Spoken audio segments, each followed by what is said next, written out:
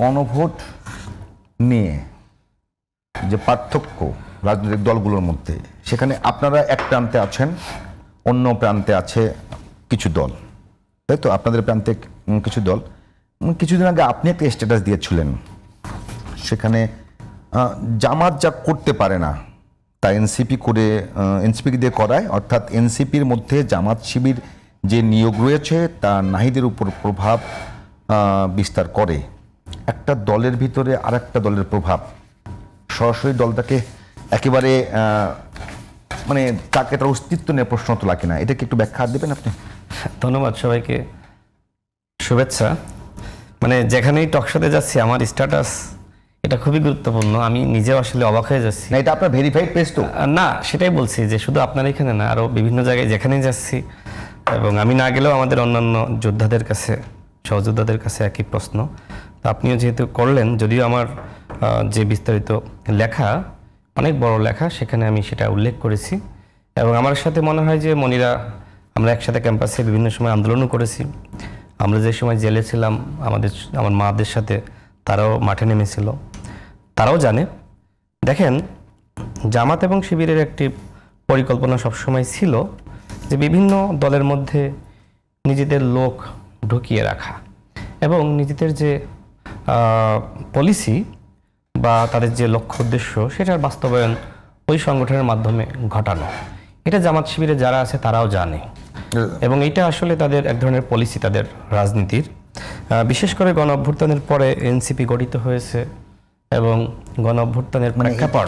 এটাকে আপনি বলছেন না, এটা পরীক্ষিত কিছু না, এটা আমি বলছি না, এটা সবাই বলে, এই জন্য বলছেন। সবাই বলছে এরকম না। আমরা যেহেতু আসলে মানে জামাত শিবিরের যে পলিসিটার কথা বলছেন, দেখেন সব পলিসি তারা তো আসলে ওপেন করবে না, ওপেন করে না। মানে গোয়েন্দা সংস্থার পলিসির মতো আপনি জেনেছেন। একটা ক্যাম্পাসে তারা জিতলো, অবশ্যই তাদের পলিসি আছে, না হলে তো এইভাবে জিততে পারতো না।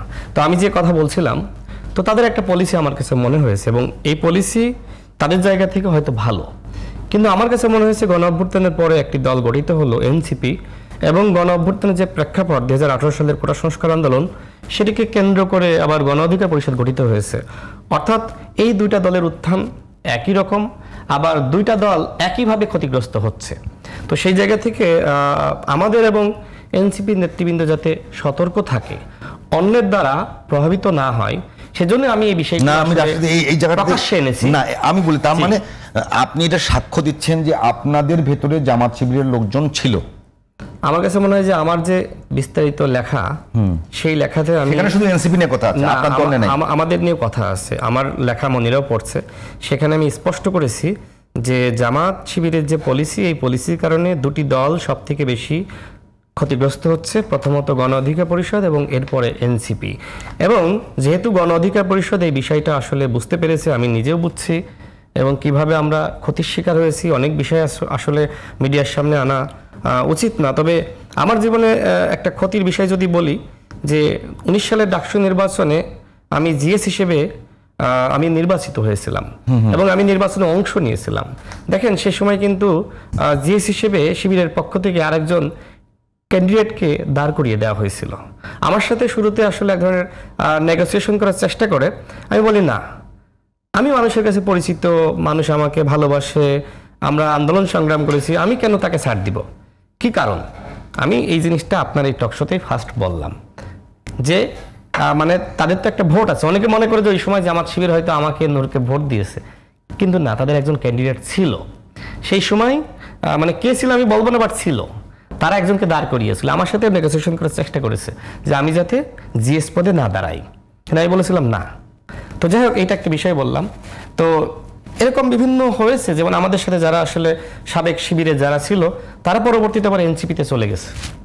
মানে যখন গণ অভ্যুত্থানের পরে এনসিপি দল গঠিত হয়েছে, তারা এনসিপিতে চলে গেছে, সেখানে যুক্ত হয়েছে।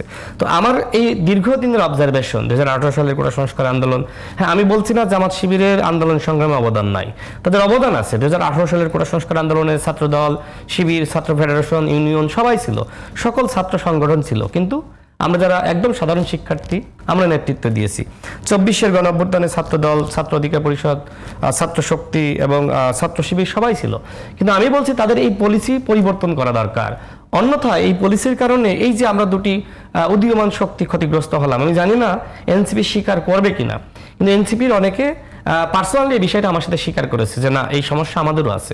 এবং এনসিপি যখন গঠিত হলো তার আগে দেখেন জাতীয় নাগরিক কমিটি, সেক্ষেত্রে কিন্তু শিবিরের বড় একটি অংশের সাথে নাহিদদের এক ধরনের মনস্তাত্ত্বিক দ্বন্দ্ব, এবং এই দ্বন্দ্বের কারণে কিন্তু তারা একসাথে পার্টিও করতে পারলো না।